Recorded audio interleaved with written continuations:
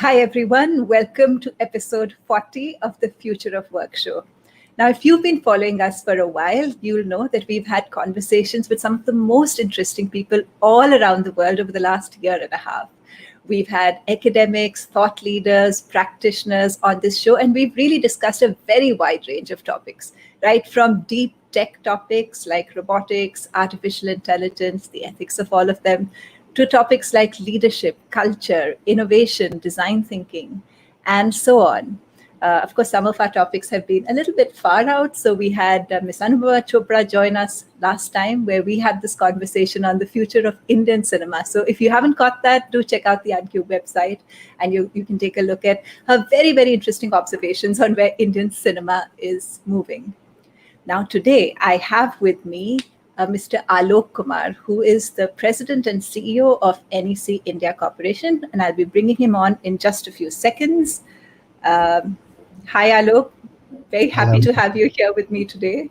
Pleasure is mine. Thank you for having me over.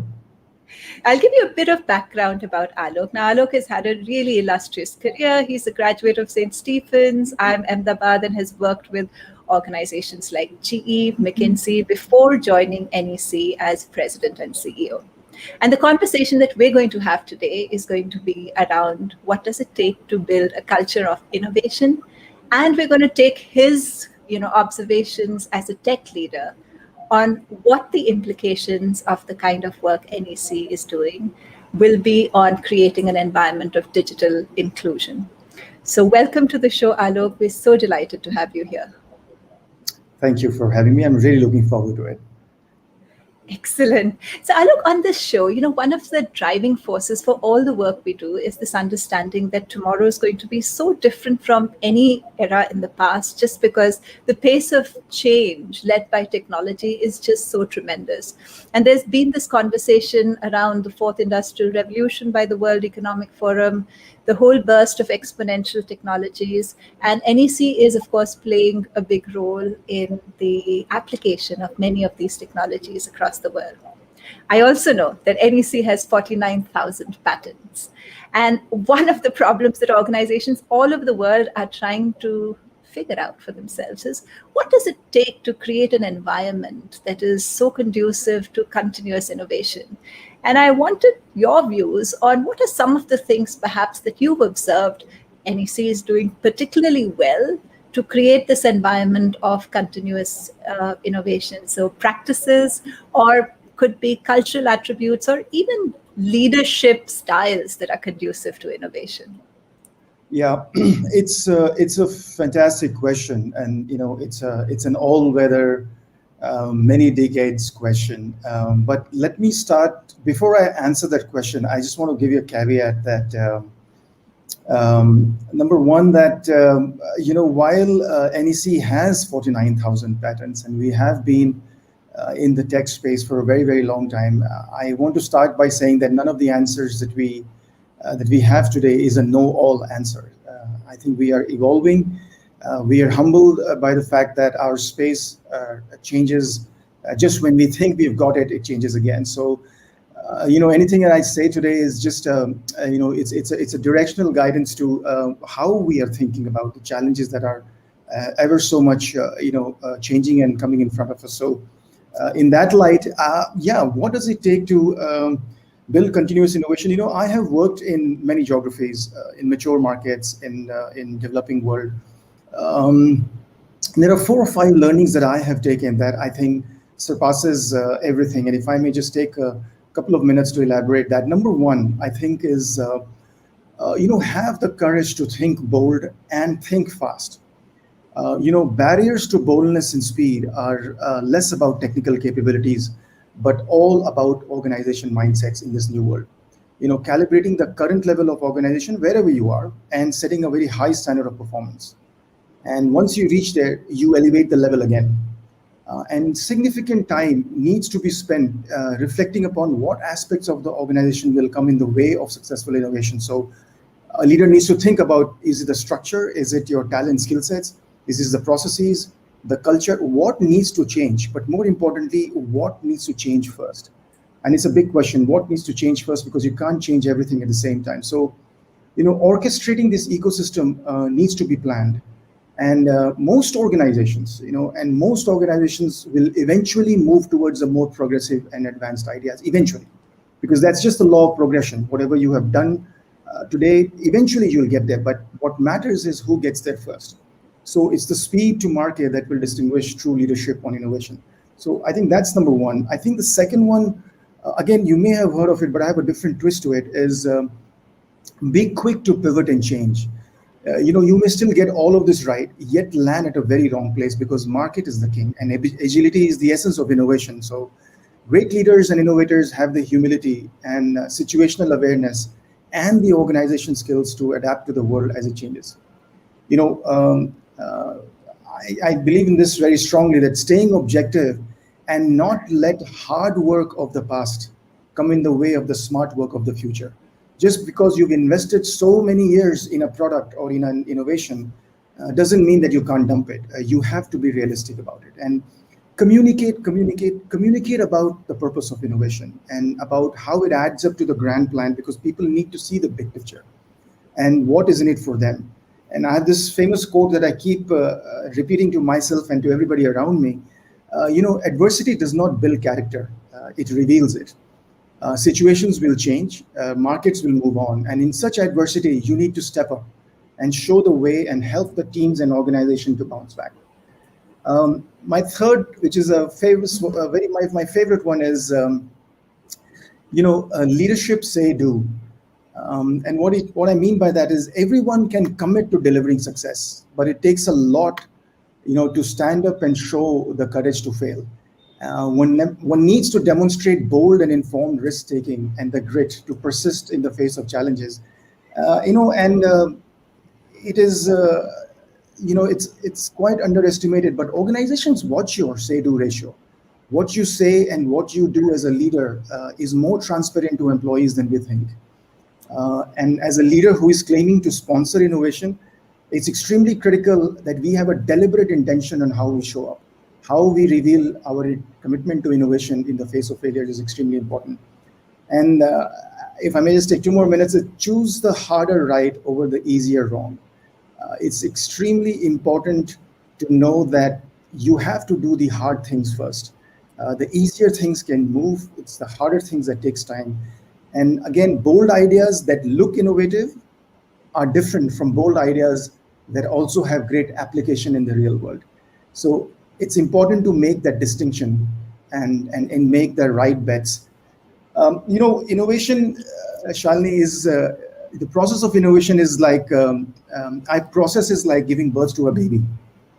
You need to have the perfect ecosystem to be able to successfully deliver a healthy child. And the law of nature has blessed a mother to naturally create this perfect ecosystem in the womb. But in an organization's parlance, it requires a lot of meticulous machinations, harmony and symmetry, where one part needs to seamlessly mesh into another.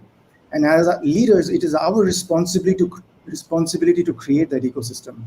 And if you get it right, you can deliver industry-leading products. So really, that's what it is. I think culture is what I emphasize on, is the secret mantra to innovation. Alok, there's now a lot to unpack in what you have said. And I mean, we completely agree with you, by the way. I think there is absolutely a place for practices, systems, or for innovation, but that's in some ways the easier part. The harder part to get right is building the culture for innovation. And I like what you said, that a lot of it is about removing barriers and what might come in the way. Now, you've worked with 2 organizations, GE and NEC, both who've had such a long history, are huge organizations across multiple geographies, and have been huge organizations across multiple geographies for the longest time, and yet have always been at the cutting edge of innovation. So could you share, reflecting on both of these, what might be some of the ways in which a leader can do what you said? Don't let the hard work of the past come in the way of the smart work of the future. By the way, I love the quote. So, if you're a leader in one of these large organizations with a tremendous, legacy, and huge size, multiple complexities across product lines, across geographies. What is it that you can, are there two or three like tangible things you can do as a leader?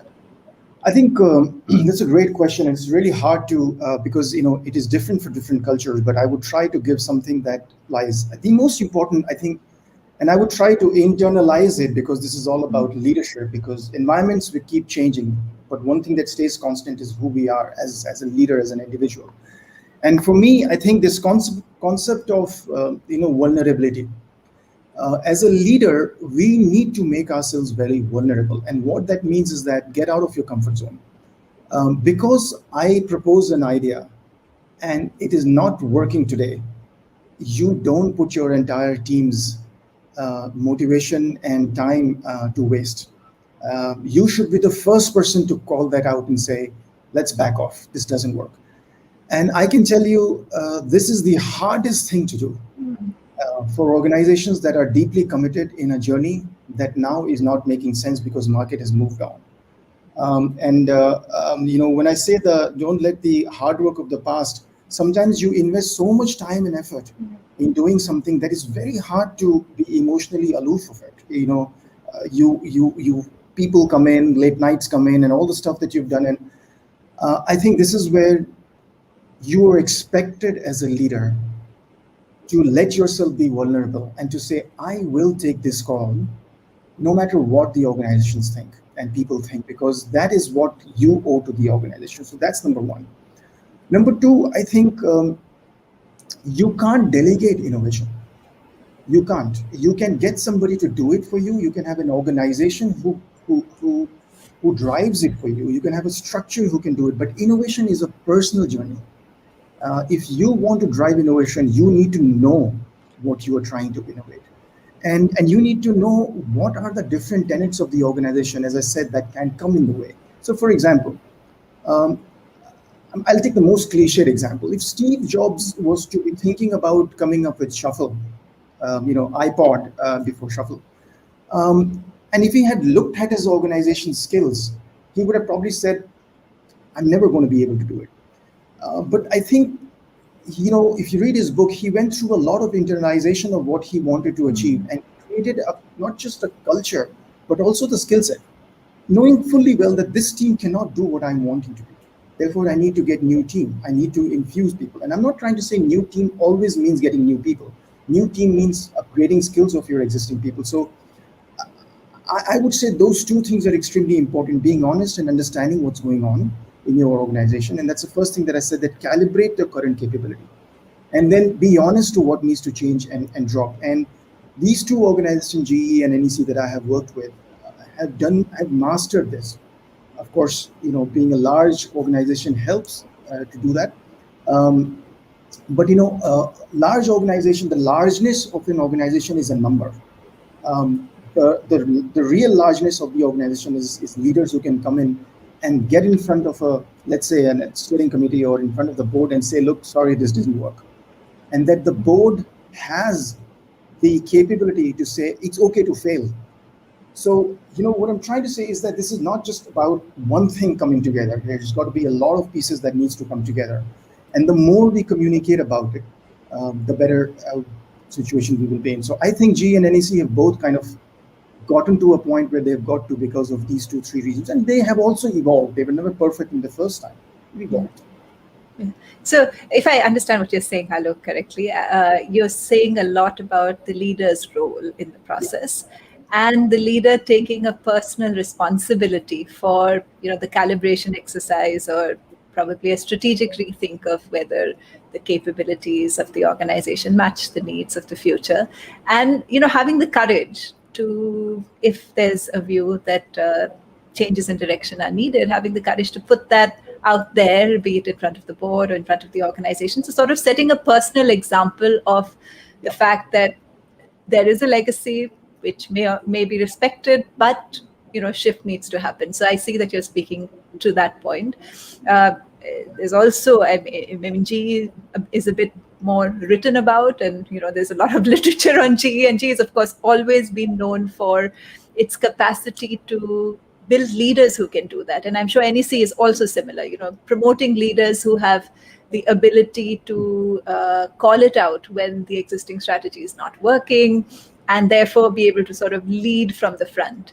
And that as, a critical enabler for the organization itself to become more innovative. Are there two or three practices that you've observed at this time in NEC that you think really work well, which might be useful to any organization that is trying to build this ecosystem of innovation? Two or three practices? Yeah, I think we have, let me just talk about, yes, of course, we can talk about the governance model that is there, the mechanism to highlight how the progress is happening, etc. And I think everybody can get that right. I think it's the structure of how we have incubated innovation in the organization. I think one important practice that I have learned early on is ensure that an innovation group is outside the quarterly financial numbers pressure. It is an extremely important and it's hard thing to do, because when you do that, you are also committing to a big cost and a big R&D, Yeah. all of that. So that's extremely important, because if you don't do that, you are, in other words, trying to tell the organization that you have to bring alive a product and you have to make money on that pretty fast. Now, that in itself is going to perpetuate a habit of, let's play it safe, because I have a number attached to it. So the way we do, innovation, we have an innovation group of close to 100 people where we tell them, you are a cost center for me. You are not expected to deliver profit on this product. You're expected to deliver a product that is workable, and then the business units take that product and go along. So I'm making 2 points. Number one, how do you really incubate it? So I would say, don't give them a quarterly pressure or an annual pressure, because technology will run its own life cycle, and ideas will run their own life cycle. Some ideas will come to fruition in 3 months, some will take 3 years, and you've got to sustain that. Number one. Number two, the handshake between the business, who will eventually make money out of it, and the innovation team that is designing and engineering this product, that handshake has to be free of any politics. That handshake has to be seamless, and it needs to be co-created. So again, the way we have organized is, an idea germinates that needs to then get socialized between the business and the innovation team. The business team walks alongside the innovation team on the entire journey of the design, the structure, the cost, etc., ready to catch it when the innovation team has taken it to a productization level, ready to catch it and take it to a proof of concept with a customer. And in doing that, we encourage the innovation team to actually go and to be talking to the customer directly, so that they can understand how the customers are thinking about it. Sometimes customers don't know what they want. They're not technology experts. They expect us to give the answer. So they are not able to frame what is it that they are looking for. And this is where the third piece of this is the interaction between the innovation team, the business team, and the customer, and do that not once in a quarter, do that almost once in 2 weeks time. I think these 2-3 things keeps the innovation process very alive and throbbing. Yeah. Thanks, Aalok. Thanks for that, because we've had actually a couple of conversations on intrapreneurship, internal innovation on this show. And one of the big challenges, which many people have spoken about, is this whole challenge between how much insulation should an innovation group have. And of course, you're saying you provide them a little bit of a safe cover for a bit by saying, okay, you don't have a quarterly earnings pressure, but you're creating this bridge between business, customer, and the innovation group, so that they are in sync as the idea itself gets birthed. And you speak about the handshake, and I think that's really helpful to all our listeners, because a lot of organizations are in fact grappling with this whole question of, if we create ambidextrous organization, if you like, where there is one part that's really focused on innovation for tomorrow and another part that's looking at the business as it is. What should be this kind of interaction between the explorers and the exploiters, and how does this whole piece come together? So I think that's really helpful. So I'm going to take some of the questions on innovation before we move on to the next topic. So Lakshmi says, so well said in the context of innovation, say and do dimensions. And I think so. I think it does help for the leader to set the tone in everything, but particularly when it comes to change, because as you yourself noted, people are watching very closely. And if you speak about innovation but aren't quite leading the way for it, people will very quickly get the message that maybe this isn't as central to the conversation as you make it seem. I see this really interesting question. You spoke about what to change first is the key to success. Do you want to share any tips around how do you decide what to change first? This is it's a great question, and I wish I had an answer. But it's a framework that I'll give you, because there is no one size that fits all. And I'll tell you why I say that is different organizations will have very different arrival point to when you are starting an innovation journey, or where you are in the process of the innovation journey. So, for example, some organization may be culturally very vibrant, and it may have all the right aspects, but there may not be any ideas. Right? There is a very different intervention that you need to have over there. You may have a lot of ideas, and sometimes ideas that have no practical applications. Right? How do you now unwind those ideas and let people basically detach themselves from the idea and bring focus? That's another intervention. You may have lots of ideas, the right culture, but you don't have the skill set to do it. You are looking at, in our parlance, for example, you're looking at a product that is very dependent on blockchain, for example, and I don't have blockchain expertise.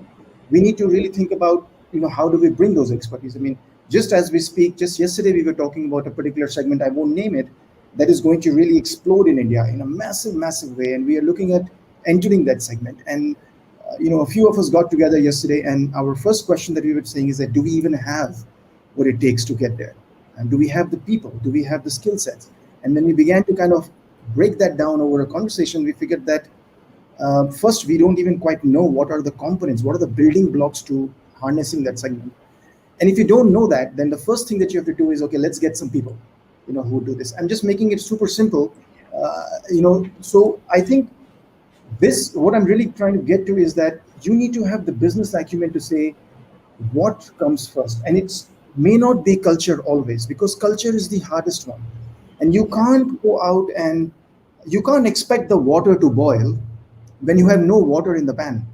Right? So you've got to have the ingredients there for you to go out and say, okay, now let's change the culture of the place. So no right answer, but I think, just an astute, close ear to the ground, taking a lot of feedback from people, understanding what they are really trying to say, listening to what the challenges are, listening to where the frustrations are, understanding the results of what has happened in the past. You put it all together and you'll get a sense of where are the roadblocks, and pull that together.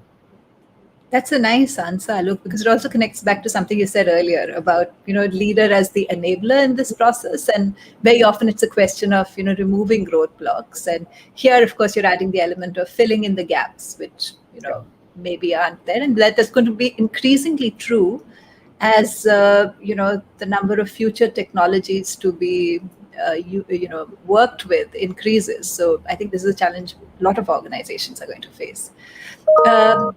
There's a question, Papia, hi. Is innovation and ideation, does it depend on a few innovators, or do you need the whole team to be innovative? What's your sense? Oh, absolutely and unequivocally, you need the whole team. Absolutely. There is, and again, my strongest belief, and those who have joined from NEC would know this, and I've said this out loud and shouted. Innovation cannot come from the executive corridors. It can never come from the executive. You can sponsor it. You may have the greatest idea. The best innovation and best ideas come from the belly of the organization. And you need to create the ecosystem where you are able to harness those ideas, provide the right ecosystem for them, provide the resources, get the right people under it, and then structure it for success. And very close to the idea of innovation is what I call as the idea of leadership. And for me, often the idea of leadership is quite misunderstood from my point of view. everybody looks up to one person or a CXO community to say, you are the leader, you provide us the direction. Sure enough, there is a role for them to play. I think there is a component of leadership that happens at every level of the organization. So at the bottommost level of the organization, the front workers, the soldiers, they have to provide contextual leadership. So if I can explain that, if you take a two-dimension graph, on the x-axis is the amount of data that is available. On the y-axis is the complexity. So very high data available, less complex, because you know what you're walking into, right? That's called as contextual leadership. So I know the context, I know how to do this job. So it's like sales and coding and all of that stuff. When you get into the middle management, you have to get into a situational leadership where the amount of data is still there, but it's lesser and the complexity increases. So you have to apply your experience to say, is this going to work? It hasn't worked for me in the past. Is this guy somebody I can trust, etc., etc.? So there is a situational leadership that you have to exercise. And of course, at the top level is the visionary leadership. Where do I want to take the company, looking around the corner, etc., etc. Now, coming to the question that Papaya is asking is that when the idea of innovation is incubated, the front person has as much leadership on that idea that he or she needs to exercise than the person on the top, and they all have a role. It's a harmony that needs to work together. And it is if you study the organizations that have had great ideas but have failed, you will realize that they were all sponsored from the top but never bought in from the bottom. And I think that's the cycle that you need to have in great organizations like Google, like Facebook, like Apple, like Tesla. They are incubating ideas from the bottom and boiling it up. And we should not confuse that at all. I am very, very, very, very clear about that. That it has to be a teamwork, and everybody has to play a role in that. I love what you say, Alok, also because my own doctoral research was on what does it take to build adaptive organizations. And one of the studies was on the effectiveness of top-down led change versus bottom-up change. And the most successful change efforts have integrated both, so that they're working in tandem. Because if it's just top down, then it's too push, and there are several places where the ball drops. And yet, if it's just bottom up, then it's hard for it to pick momentum and sustain over a period of time. So one of our own findings was that when the two work in tandem, that's when you really see change that's sustainable, that has the resource backing and results on the ground. And I hear what you're saying as a similar attempt to harness innovation across multiple levels with different levels of complexity and different kinds of data that are being looked at. So thanks, that's really helpful. Then there's a question from Bhavin asking, what tools is NEC using to evaluate ideas? Do you use any particular tools? Yeah, we do. We do have many. We do have many tools, and I don't want to name any tool over here simply because we just don't want to, Sure. appear, one is better than the other. I think again, organizations will have to, figure out what is the tool supposed to do. So for us, if I may answer it slightly differently, that hopefully will provoke the thought. For us, the tool was not about the technicality. The tool was, for us, the most important. I challenged the team by saying that, how do I harness the idea that lies in the belly of the organization? The person who's a coder, or the person who's the frontmost soldier of our company, how do I make him felt heard? And therefore, the whole purpose of the tool was very different. We needed to have a crowdsourcing tool. We needed to have a tool where the crowdsource ideas automatically gets into a process and it doesn't become a black box. So people are able to see, if I put something in here, I will be able to see the outcome of this idea. Now, why do we do that? We are trying to build trust and transparency in the system, that if you put something over here, we will catch it, we will evaluate it, and we will resource it if the idea is right. So for us, the need was very different. For some organizations, that may not be the need. With some organizations, the need may be just project management, innovation tool. So I would say we need to understand what is it that you are really looking for. We were fortunate to find a tool that actually helped us not just crowdsource, but actually prioritize and gave us visual graphics around the progress of where the idea is. So Anybody who's the core team or the SWAT team on that idea will be able to see how am I progressing and what are the milestones. So I can go into do a dashboard very quickly and figure out that this idea is stuck at this stage for a very long time. Now we've just launched this about 4 or 5 months back, so we are waiting for this whole thing to mature. It takes time for this whole thing to mature, so yeah, there's plenty of tools available outside to do it, but you need to be clear on what is it that you want to really infuse in the organization. Makes sense. There's a question from Anshuman. Hi, Anshuman. Many companies get that lovely creative idea. The ones that make these ideas work and make money are the truly innovative ones. Any thoughts? Oh, can't agree more. I said that statement in my opening thing that bold ideas that look innovative are different from bold ideas that also have great applications in the world. And this is where I was trying to say that it's extremely important how you structure the innovation team with the business team and with the customer. Because if you're not proofreading and proof checking the strength of the idea, then you are going to miss the boat. So the ideas may look extremely innovative and bold, but has no practical applications. And that's where I think we need to have that. So the pragmatism, reality, and customer affinity. You can't take that away. There is no idea that is ever born, away from the field and away from the market and customer. No idea that is born. So you keep it tight with the customer. You structure it in a manner that politics of the organization and stakeholders' biases do not corrupt the idea as and when it goes out and comes back in. Then I think you've got a healthy ecosystem to incubate it.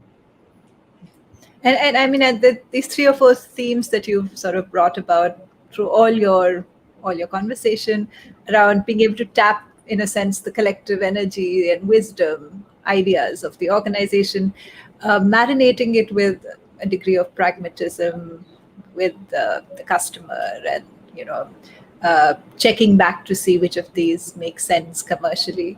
A point that you've sort of alluded to a couple of times.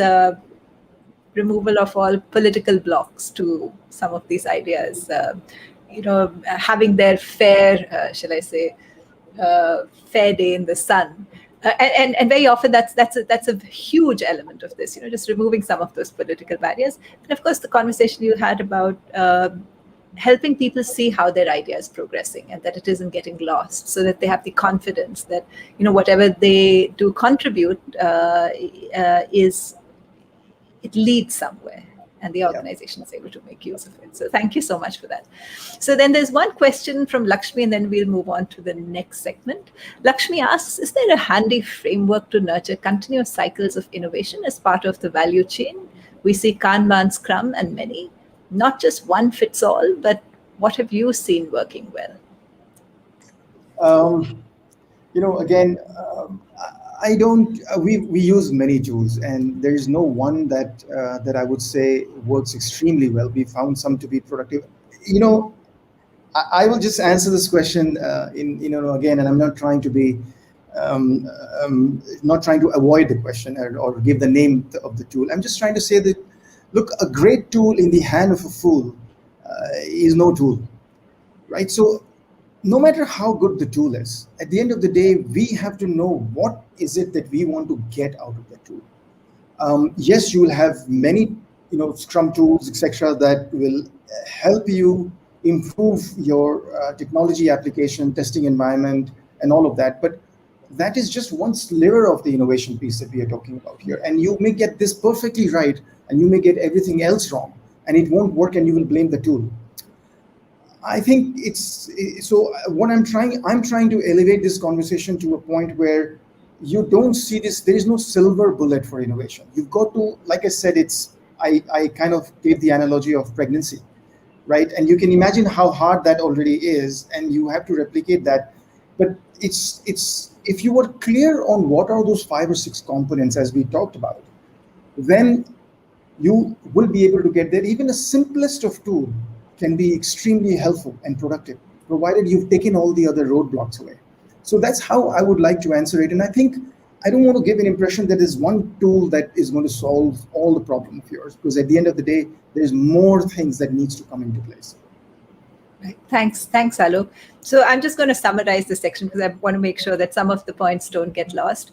I love the part where you spoke about building innovation teams as maybe a separate part of the organization, and you have a team of 100 or so people who are working on innovation, giving them sort of a commercial, shall I say, protection for a bit while they are able to work with the technology at its own pace, yet having a strong line of communication between the innovation team and the business so that whatever's coming out from the innovation team has a ready audience and is birthed in a way that's commercially successful. So I think that's a very big point, because a lot of organizations are sort of struggling with, how intermingled should these teams be, how distinct should they be, and there have been many formats that have been attempted and tried, and successfully and unsuccessfully. So you've spoken about the importance of the customer being part of this through the entire process. You've spoken about the importance of the handshake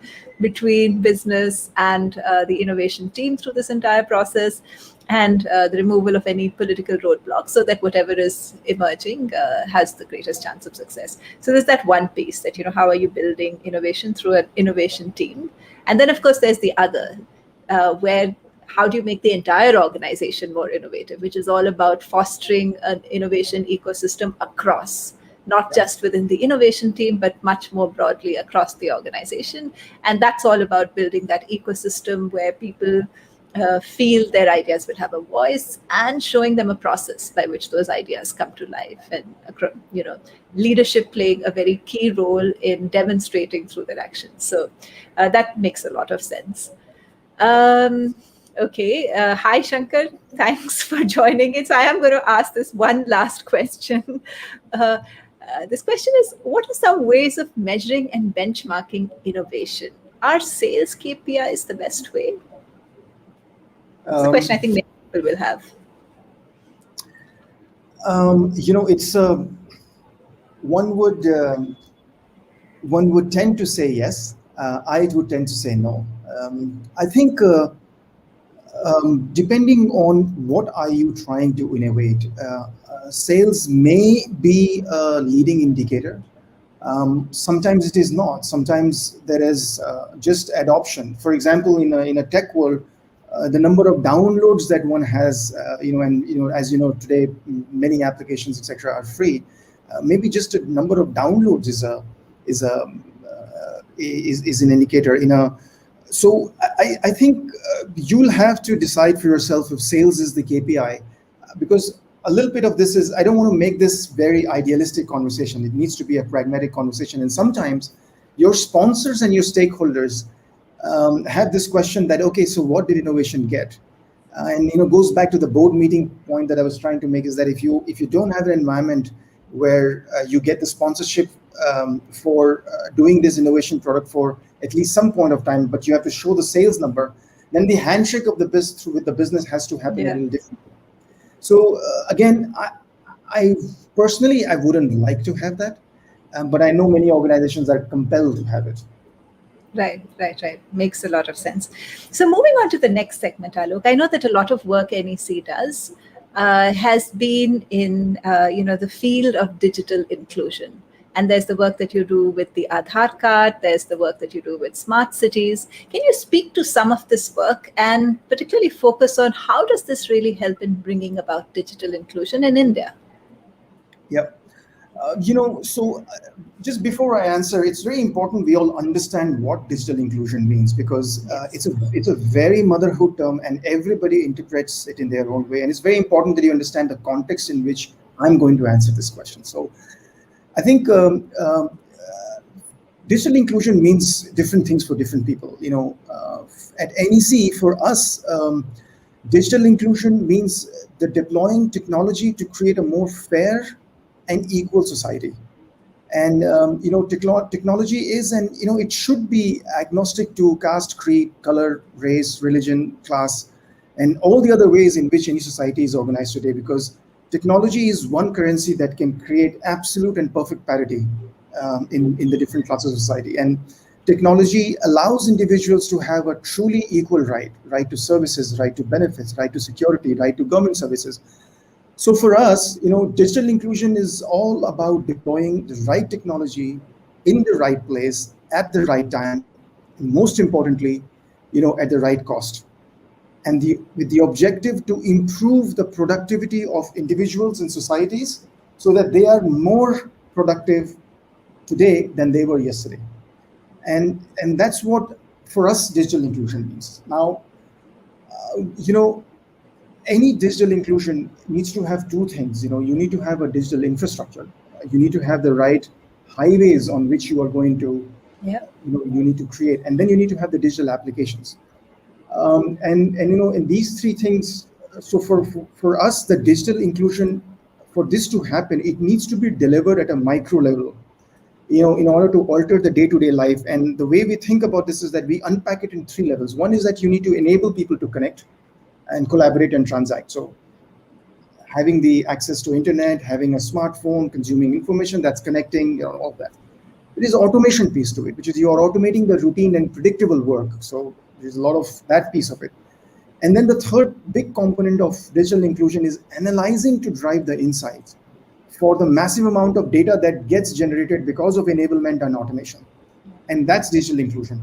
So I think in India, we are very good at the infrastructure. We have actually jump-started many economies and gotten ahead of them. But I think it's the digital application that needs to be accelerated more. Now, let me take the example of Aadhaar card and how NEC is enabling some of these things. Aadhaar card is now the world's largest multimodal platform. We haven't yet used the multimodal aspect of the iris scan, the biometric, the face scan, and all of it. We've not used all of that. We just use a certain number. At some point of time in the future, we hope that we can really maximize the benefit of what we have in the database. But even today, at a very elementary level, Aadhaar card, just give you some application, income tax. You can verify your file returns with a click of a button through Aadhaar card. You can open bank accounts in a flash. Now, it seems very simple and easy for urban dwellers like us. But you go to a rural India, you can't imagine what a nightmare it is to open bank account, what it used to be.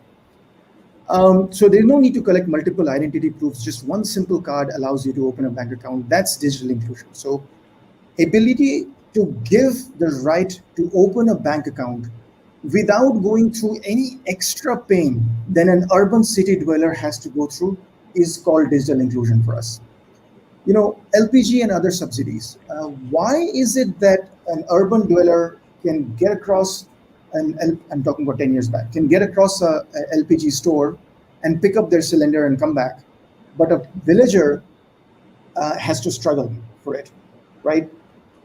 The subsidies, in the way the subsidies that the government is distributing today, that is the real power of Aadhaar card or the unique identification number becoming the currency of parity across organizations. So it is becoming the key infrastructure around which all the government subsidies are going. Again, digital inclusion. For something in the past that people wouldn't even know that they were eligible for a subsidy comes directly into their bank account. That's a massive revolution, and that's powered by Aadhaar card that we are doing. Provident fund disbursement, pensions, passports. Let's talk about the urban dwellers, the problem of urban dwellers. In the past, the urban dwellers and people like you and me had to wait for months to get our passport. And it used to be a black box that we never knew, oh my God, passport, I don't know what has happened. Right? We've all gone through it. There's not one person on this call who hasn't gone through the nightmare of passport. Today, it can happen in 10 days. If you apply for your passport online and just attach your Aadhaar card, you will get your passport in a week, because all the elementary verification that needed to happen has already been done. Your address, who you are, where you live, all that has been done. That is the power of digital inclusion that Aadhaar card has done, and that is powered by NEC's platform. So are we there yet?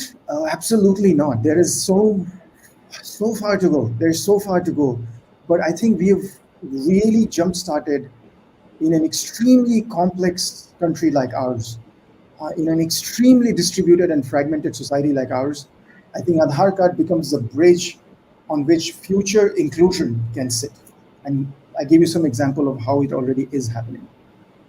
I love this definition of inclusion means when people outside of cities can get a similar access to services as people within cities. That's an interesting way to define it, and I can see how it would make a lot of sense, particularly in India's context. All that you're saying about how Aadhaar has enabled digital inclusion, it's a huge success story.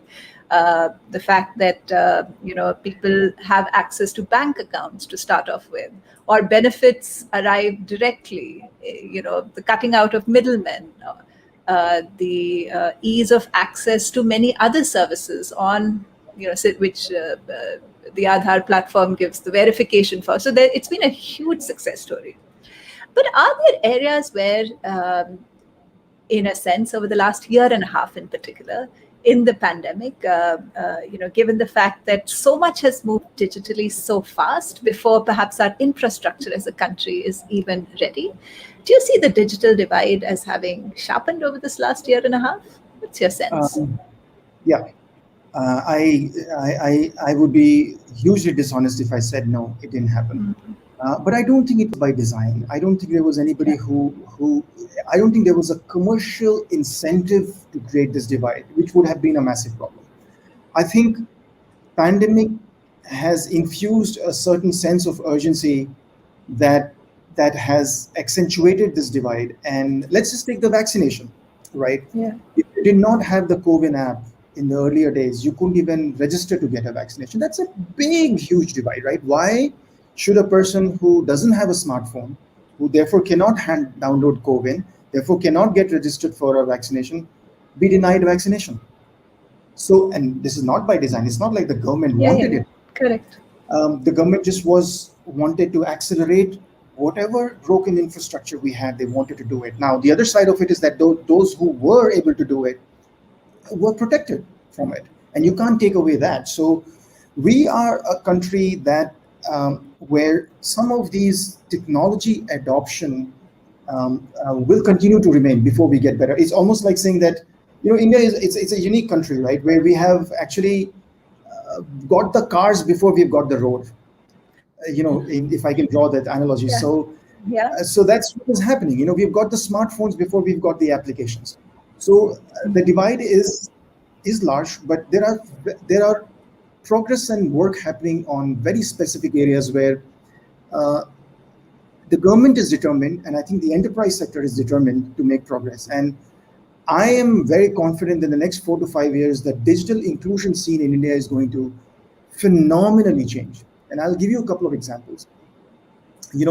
Right now, as we speak, so healthcare sector we talked about, and we said that, look, in the time of pandemic, at the second wave, we realized that our healthcare infrastructure is beyond broken. Forget about broken is another statement. There's this massive, and there are parts of the healthcare infrastructure that has come to our light that we didn't even know. India has some of the most understaffed healthcare professionals in the world per thousand. Now, technology can bridge the gap between demand and supply, both in infrastructure side as well as on the side of caregivers. Telemedicine infrastructure, connecting patients to the right doctors, can lead to more accessibility. Today, as we speak, we are actually starting a project, and it's public domain, so I can talk about it, where we are, for the first time, we are working on a unified healthcare information system for the Delhi government, where we are going to connect every hospital in Delhi, public hospitals first and private second, through a common infrastructure. In the past, these projects have been done, but they've been done for internal reasons to improve the efficiency of the IT investment, etc. This time it's being done differently. So the government is looking at creating a unique health card where if Aalok Kumar goes to a particular hospital today and needs to go to another doctor or a specialist, 1 month down the line, that specialist will already have the record of Aalok Kumar. Now imagine what it does. This is not just about logistics. Excuse me. It also then begins to give you access to healthcare that you did not know. I have a certain mobility, and I don't even know that there are 10 doctors that are available where I don't have a 2-week wait time that can be queued. Whether I use the services or not is very different. So I think, imagine the inclusion that healthcare can have. As we speak right now, we are working on a project, and This is still in work, so I can't take the name, where we are going to be connecting the smart meters, energy meters in each of our houses to create, through AI and machine learning, be able to create the distribution pattern of energy in our country. And fast forward it, it will get to better grid planning and better distribution forecasting. You know, imagine the productivity this is going to do. And this is digital inclusion, not just for the discoms, not just for the energy companies, but also for as an individual, you will be able to have a better say on how you are consuming, where are you consuming, why you are consuming, right? So giving that granularity through data insights. Logistics is another sector, hugely fractured, hugely fractured. It's a large country, nothing talks to each other, everything is broken. Am I saying something revolutionary and something insightful? No. Does the government know about? Absolutely. You know, today 100% of India's export import container goes through NEC platform. So today, if any container that comes into India and goes anywhere in India, we actually have a visualization platform that tells us what was the time taken for this container to move from point A to point B. And through that, imagine what data insight can do. It can tell you about highway congestions. It can tell you about where to invest in highways. It can tell you about where to do better, rest areas for drivers. It can lead to, better insurance costs for the country. There's just so many cascading impact. Now that's called digital inclusion. How we are using technology to create better solutions and make our society and our people more productive today than they were yesterday. And that is true digital inclusion, to my mind. Lovely examples, Alok. Really, really lovely examples, including the one on telemedicine and where that's headed. We took the Delhi government example, but yeah, it makes a lot of sense. Tell me one thing, Alok. I know that you've also worked in Surat on crime reduction. Do you want to say a little bit about that project Yeah. and how that Um, works? yeah, so just for the consumption of the viewers, we did a smart city project in Surat where the mandate for us was to reduce crime rate. As you know, NEC has world's most advanced facial recognition technology.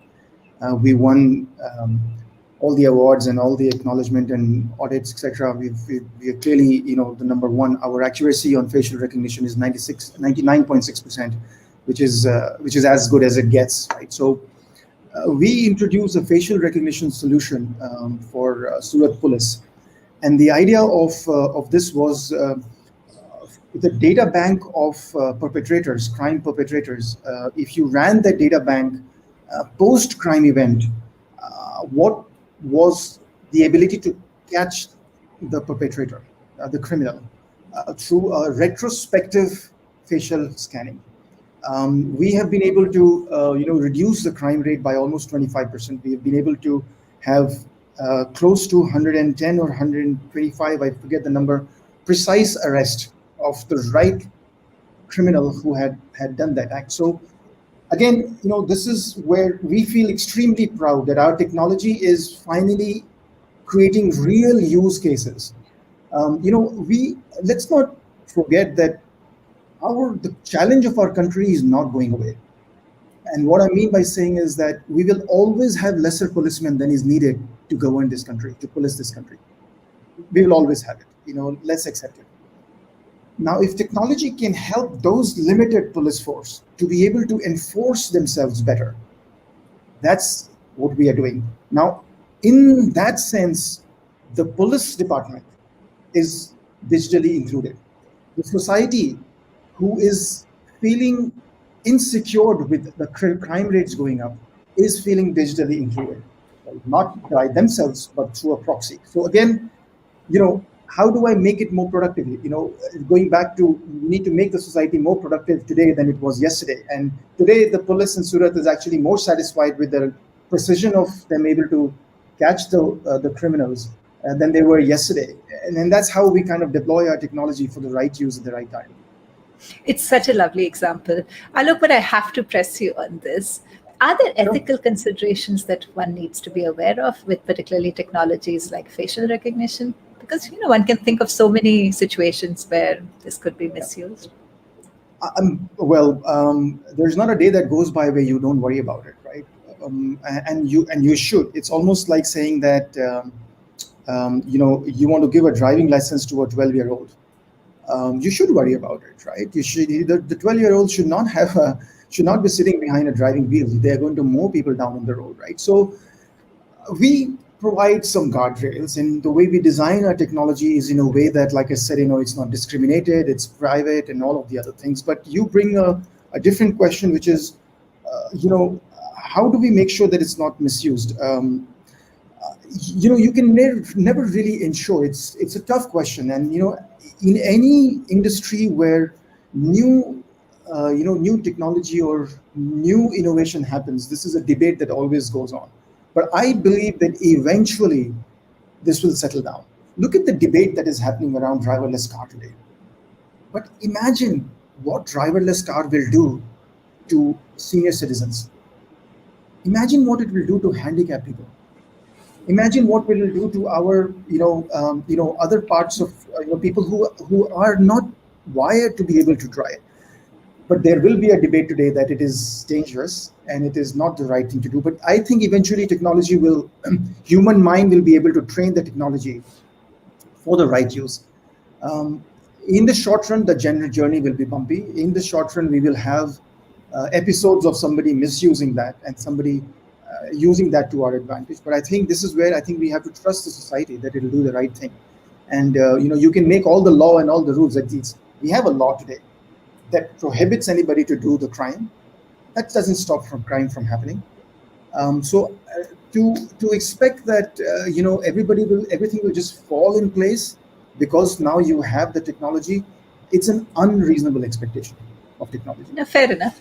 Do you think eventually, Alok, and I know this is pure speculation, but I just want you to pick your brains on this. Do you think eventually we'll see a world where societies across the world develop their own norms around some of these, technologies, biometrics, facial recognition, what to use it for, what not to use it for?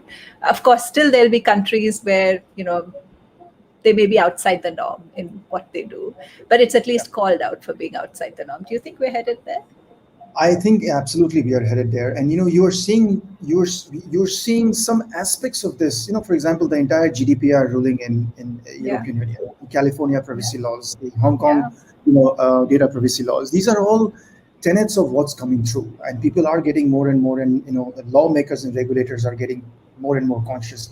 We've heard about the entire Facebook episode. We've heard about the Yeah. Google episode in EU, etc. Um, Nobody is intending to exploit, designing things to exploit people's data. Sometimes people don't know where to draw the line, and somebody exploits that. So I think the regulations will come through, but more importantly, I think regulations will always be a step behind technology because it's changing Yeah. so rapidly. Absolutely. I Absolutely. believe I believe the morals will get ahead of regulation at some point of time, Yeah. and I think that will be the true win. I mean, today you get a license and you take a car and you drive. Yeah. You don't go around killing people. You don't go. There is a pedestrian going by. You just have to swing your car and you can take somebody's life. You don't do that because moral takes over, right? And I think that's what is going to happen in technology too. Yeah, it's an optimistic take. It's one that I certainly hope will come to reality. I certainly see that there is this development of a common shared understanding of at least where the lines, or broadly where the lines should be. Of course, after that, you know, despite those lines, we're going to see people probably on both sides of it. But at least the conversation will move towards clarifying what those lines are, where what is appropriate use of some of this and what is not appropriate use of Yep. some of this. So I'm going to take maybe one last question for today. Yashwant, hi Yashwant, thanks for your insights. Yashwant asks, do you think we still have a challenge on account of digital divide? How can we build the strategic infrastructure to ensure that digital inclusion is enhanced further? This actually connects back to the digital inclusion part of what you spoke. Yeah, you know, I'm not so sure if there is a perfect answer to it. So I think the first part of this is yes, the digital divide is there, and it will only get accentuated because this pandemic is we are Yeah. devouring technology. We are Yeah. devouring technology, and those who have smartphone and those who are in a connected bandwidth will get will get ahead faster, and those that who are in villages and who have you know problems of electricity and access and all of that will fall behind. So I think there's a lot of work that is happening in terms of infrastructure that is happening, and the way I would like to do that is some things you can't do because, or let me put it the other way, some things you need to do through a different way. So I'll give you an example. I mean, we talked about different sectors and we didn't talk about agriculture, right? Today, the agriculture sector in India is one of, again, like logistics, is one of the most broken. Our average farmland in India is smaller than many other places in the world, and our yield per hectare of land is only about 60% of the developed world. Why? Because some of the stuff that is so basic and hygiene in a developed market on agriculture doesn't even exist today. But technology can come to rescue. Distributed sensors around water level, around pesticides and fertilizers, etc. Forecast around rain. You can make all of this quite automated now. And the government right now actually is running a very big program that we are also participating in. We are trying to see how can we take technology closer to the minimum common denominator, to the poor farmer who is struggling with the quality of seed and is struggling with only 50% of what fertilizer he needs. If we are able to aid him to say that, you have 50% fertilizer that you need, but that's enough. Let's try and put it to the right use. That is the digital inclusion we need to be thinking about. We have to be very careful that digital inclusion doesn't mean watching YouTube.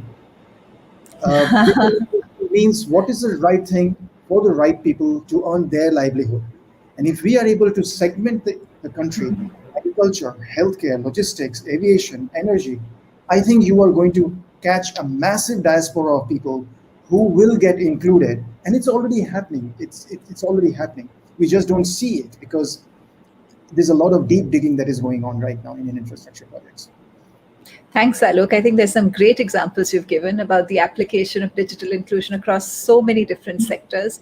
And what I'm taking away from this conversation is, of course, the pandemic has accentuated the digital divide in some ways.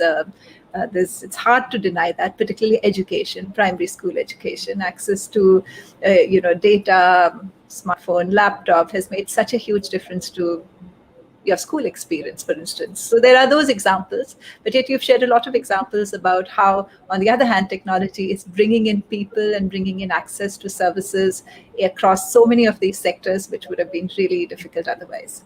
So we're at the end of this show. Alok, thank you so much for this wonderful conversation. I hope all of those of you who've joined us have enjoyed the conversation. If you do, please like, comment, and share on your profile. Tag us as well. We'll also respond. And do have a wonderful weekend. If you want to see any of our past episodes, go to the Uncube website and join us next time for another conversation around the future of work. With that, thank you very much. Thank you so much, Sharma.